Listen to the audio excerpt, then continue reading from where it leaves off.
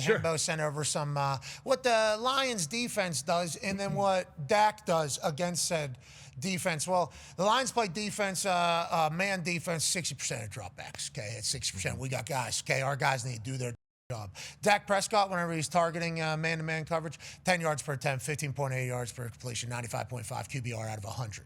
Okay, so whenever you have two number ones, whenever they're going man, they need to have two number ones at corner as well. Normally there is a one and then there's another one. They got a lot of faith, obviously, in their guys. They do it more than everybody else. The fact that he has really hit his max ability in this Dallas Cowboys offense is very lethal and crazy to think about if you're the Cowboys and if you're able to retain him. I think his price is going to be very, very large after what he's already showcased this season thus far. And then CeeDee Lamb's always been a number one, already been paid as a number one. So whenever you have two number ones, now that offsets everything that's happening on the defensive side. And they've been explosive against these styles of defense, and they've been explosive every time we see them on TV. So I'm pumped that they are playing in prime time tonight. I'm pumped that the Detroit Lions are playing because Dan Campbell's going to make some decisions that are going to be electrifying as well. This should be a great game in meaningful football season as we kick off Week 14 of the NFL season. The Toxic Table's here at Boston Connor and at Ty Schmidt. Ty Schmidt, Lions, big one for the NFC North here because everybody thought this brand new Lions was about to potentially run the North for some time. And then now the Chicago Bears get something from the Lions that was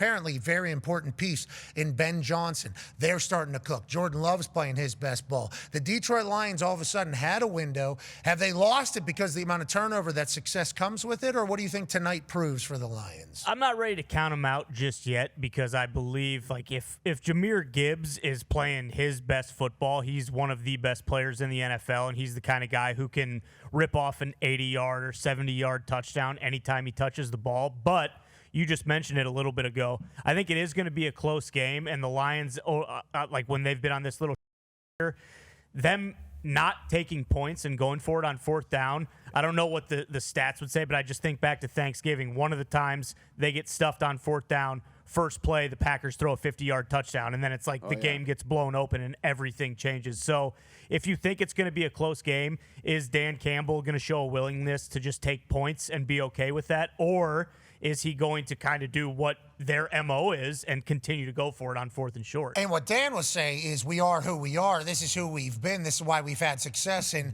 the last 7 times they've gone for it on fourth down, it hasn't worked. 0 for the last 7, okay? Weeks 1 through 10, 13 of 18. That's a very high clip. When you're hitting those, that's bonus. Hey, we're getting house money here. We're stealing a possession. We're stealing a possession. We're stealing a possession. As opposed to giving the ball back, which could have potentially happened in the past, or just taking 3 points. You're stealing a possession, stealing a possession. This is kind of how the new Lions have been. They're a no risk it, no biscuit type operation up there. And then when it doesn't go your way, everybody's like, hey, doofus, water's kind of finding its level right now. This is inevitable with the way it had been going your direction. But it's gone ice cold. If that heats up, though, if their fourth downs heat up tonight, there's a chance that they once again become the brand new Lions. Dak Prescott and the Cowboys, are you all in on them being the best team in ball right now at the moment?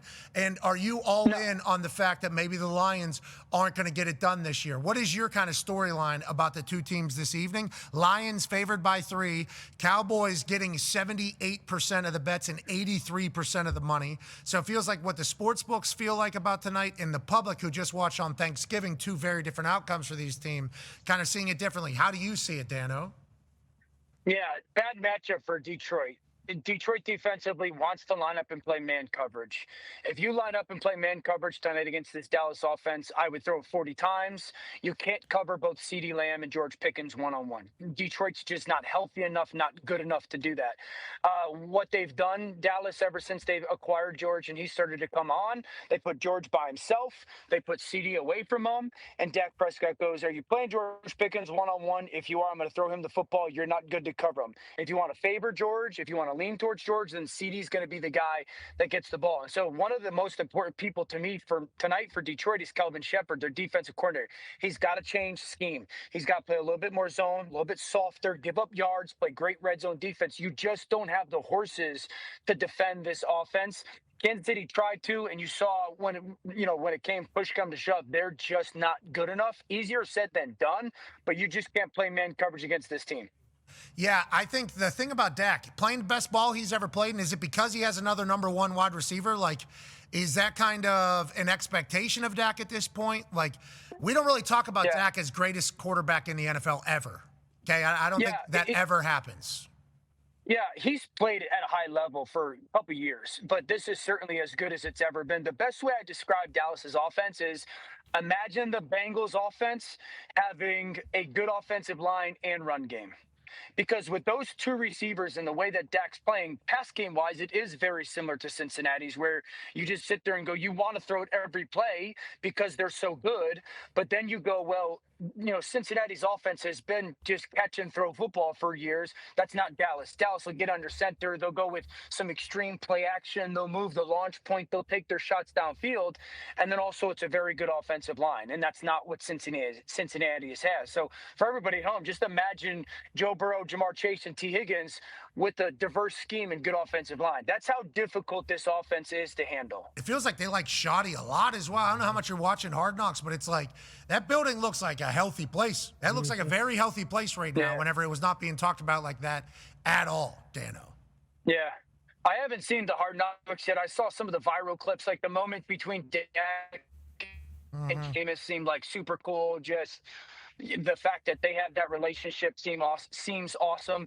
Yeah, I think that one of the things that has been surprising watching this team and how Schottenheimer post-game just handled, obviously, the slow start, the tragedy with Nealand, and the way that they've played is how come he didn't get a chance sooner is one of the questions that has popped in my head. He comes from a rich family background or a football background, and he's been to a lot of different organizations. And it's surprising to me to watch how well he's handled and managed it all and still played at a high level, that he never really got this opportunity beforehand. Jerry Jones sitting in the press conference this year saying, I'm taking a risk. If anybody knows risk, it's me, and I'm taking a risk with this guy. And I think a lot of us who, been around locker rooms and different coaches are sitting there going, this guy seems to be great in this role, let alone, taking advantage of it. And so I've become a huge, I don't know Brian Schottenheimer, I've become a huge fan of his. And tonight's a playoff game. The fact that they're in a playoff game, and I think in many ways expected to win by a lot of people, it is a testament to the job he's done. Now, tonight obviously involves your Dallas Cowboys taking on a former division foe in the Detroit Lions. Dak Prescott, CD, GP, Ferguson, run game, offensive line might be the best offensive unit in ball right now. The defense obviously playing much better than they were earlier in the year. And for the Lions, they're still trying to figure it out, it seems. Last time we saw them, they weren't good. The only thing that was good was the halftime show and the team they were playing. Now, Lions favored by 3. And then Cowboys receiving 80%, 83% of the money, 77% of the bets. So everybody is kind of thinking that the Cowboys have this one except for the sports books. What are your thoughts on tonight's game, and what are kind of your big takeaways for both teams to maybe win this one? Well, I'll just cut to the chase. The Cowboys they won't need the points tonight. I really like the way they've been playing.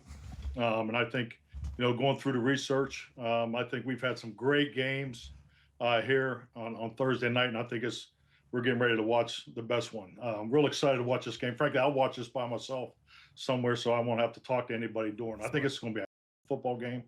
I've always had great respect, and I think AJ attested this. I mean, even back in the in the early 2000s, Detroit is a very difficult place to play. I think they're an outstanding football team. Dallas is healthier. This is a big road win. They need this road win. You always start the season where you need at least 4 road wins. This is an opportunity to get that 3rd road win. This will be an opportunity for the Cowboys to win 4 games in 18 days and mini bye week going into the final stretch. So I just think there's a lot that goes into the game. And I think when you look at the stats, I think the stats paint a really good picture of this. You got 2 outstanding offenses. The turnover ratio definitely it favors Detroit. Dallas is going to have to do a great job taking care of the ball. Dallas is taking the ball away a lot better here than over the last month and a half. And I think the biggest change that I think will really factor for the Cowboys, when you talk about designing and building your football team, the ability to be strong down the middle. Because when you get into the coaching and you're putting together the scheme, your playbook, and how you want to build that offense or build that defense, you got to be strong down the middle, because the closest you are to the football, the more mental and emotional responsibility you have to that unit. And I think what Dallas has done on defense, going to the 5-man line, has really helped their run defense. And I think clearly you look at the middle of their defense now. The 2 defensive tackles inside, those additions have been excellent. You got Demo Overshawn is back. He's a young impact player.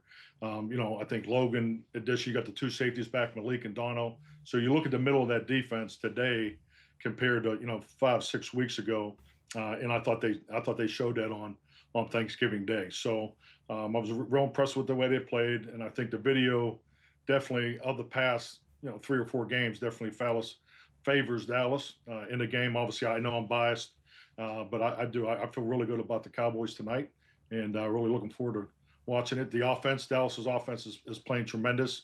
And I'm really actually, I'm real excited to watch the chess match part of it. I'm curious to see how Detroit's going to play Dallas's offense. Detroit plays more base defense than anybody in the league. They always have. It's their philosophy. But when you got CeeDee Lamb and George Pickens, I mean, how much two-shell is that going to present to the Dallas offense? And I think Brian and the staff will do a great job of taking advantage of those run looks. So I think this is going to be a game that's going to have a lot going on. Obviously, the basics are who takes care of the ball, who takes it away are important. You got the 4th down conversations, that'll be part of this. But I think this is a great matchup tonight. Detroit needs this game.